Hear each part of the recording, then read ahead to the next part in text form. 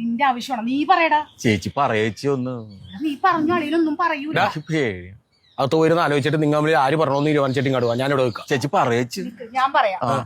അതെ, അവനായിട്ട് ഒരു പെണ്ണിനെ കണ്ടു വെച്ചിട്ടുണ്ട്. എന്നൊക്കെ പ്രേമവും തുടങ്ങി. അല്ല, ഒപ്പിച്ചെടുത്താ ജോലിക്ക് പോയപ്പോ. നീ ജോലിക്ക് പോകാൻ തുടങ്ങിയിട്ട് 6 മാസം അല്ല. പക്ഷെ 3 മാസമായി. പെണ്ണിനാ? അല്ല, പരിചയപ്പെട്ടിട്ട് പ്രേമം തുടങ്ങിയിട്ട് 3 മാസമായി. എന്താ പെണ്ണിന്റെ പേരെന്തെന്നാ?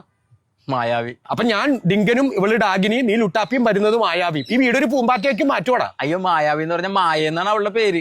പിന്നെ ഇൻഷ്യലാണ് വി. ഓ, അങ്ങനെ മായാവി. അനക്കുണ്ട് പെണ്ണിനി? പിന്നെ അച്ഛനുണ്ട്, അമ്മയൊക്കെ ഉണ്ട്. സ്ത്രീധനമായിട്ട് എന്ത് കിട്ടും? അത് ഇവക്കുള്ളതല്ല അവർക്കുള്ളതാണ്. പെണ്ണിനുള്ളതല്ല അവർക്കുള്ളത്? അല്ലല്ല, അവർക്കുള്ളതല്ല ഇവക്കുള്ളതാണ്. അവർക്ക് എന്താ ഉള്ളത്? ഷുഗർ, പ്രഷർ, കൊളസ്ട്രോൾ, മൂലക്കുരു. ഇല്ല, സ്വത്ത്. എന്തുണ്ട് സ്വത്ത്? സ്വത്ത് ഇപ്പൊ നിലവിലൊന്നും ഇല്ല, വാടകക്കാണ് താമസിക്കണത്. പിന്നെ ഉണ്ടാക്കാന്ന് പറഞ്ഞു. എങ്ങനെ ഉണ്ടാക്കും? ജോലി ചെയ്തിട്ട്. ആര് ജോലി? ഞാനും അവളും കൂടി. അവർക്ക് എന്ത് ശമ്പളം ഉണ്ട്? 15,000 രൂപ. നിനക്കെന്തുണ്ട്? 15. ഈ 15, 15, 30 കൊണ്ട് 4 പേര് കഴിയുവോ? ഇപ്പൊ 2 പേരല്ലേ ഉള്ളു. അത് പിന്നെ ഞങ്ങൾ മണ്ണ് തിന്നുവാ. ഞാനും നിന്റെ പെങ്ങളും. നിങ്ങളെ നോക്കണം? ഇല്ലടാ, ഞാൻ പണിക്ക് പോയിട്ട് നിങ്ങളെ എണ്ണത്തിനെ നോക്കാം. ഇത്ര നാളെ ഞങ്ങളല്ലേടാ നിന്നെ നോക്കിയത്. പെണ്ണ് വന്നില്ല, അതിനും പിന്നെ നിനക്കാ യോഗ്യതയില്ല. പെണ്ണിന് വേറെ എന്തെങ്കിലും യോഗ്യത വല്ലതും ഉണ്ടോ? യോഗ്യത ഉണ്ട്. എന്തുണ്ട്? അവള് ബൈക്ക് ഓടിക്കും, കാർ ഓടിക്കും, സ്കൂട്ടർ ഓടിക്കും. കഴിഞ്ഞ ദിവസം ലോറിയൊക്കെ ഓടിച്ച്. അപ്പൊ കെട്ടിച്ചു വിട്ട് ഇവിടെ കൊണ്ടുവന്നിട്ട് എന്നെയും നിന്റെ പെങ്ങളെ ഇവിടെ നിന്ന് ഓടിക്കുവാ? ഞാൻ ഉള്ളപ്പോ നീ ഓടിക്കും ഉറപ്പായി. അല്ല, ഞാൻ ഉള്ളപ്പോ ആരും ഓടിക്കൂലെന്ന് പറഞ്ഞ എല്ലാം കൊണ്ട് ഒത്തു വന്ന ഒരു ഇതാണ്.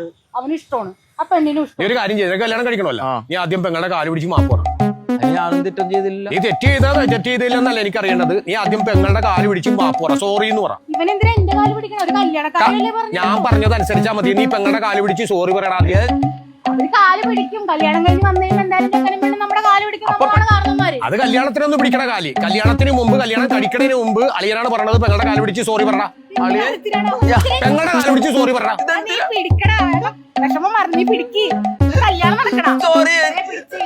പിടിച്ചല്ല, ഇനി അളിയന്റെ കാല് പിടിക്കണം, സോറി പറ. ആളിയന്റെ കാലും പിടിക്കും.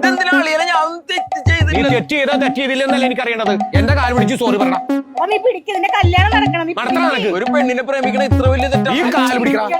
കല്യാണം വീട്ടിൽ തോന്നുന്നുണ്ട് വെച്ചോടാ. ഇപ്പൊ നീ യോഗ്യനായി.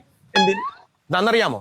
ഒരു കുറ്റം ചെയ്യാത്ത, ഒരു തെറ്റും ചെയ്യാത്ത നീ മറ്റുള്ളവരുടെ വാക്കും കേട്ട് മറ്റുള്ളവരുടെ കാല് പിടിക്കാൻ തുടങ്ങിയെങ്കിൽ നീ അനുസരണയുള്ളവനായി. നീ കല്യാണം കഴിക്കാൻ യോഗ്യനായി. നീ ഏതൊരു പെണ്ണിനെ കണ്ടില്ലേ?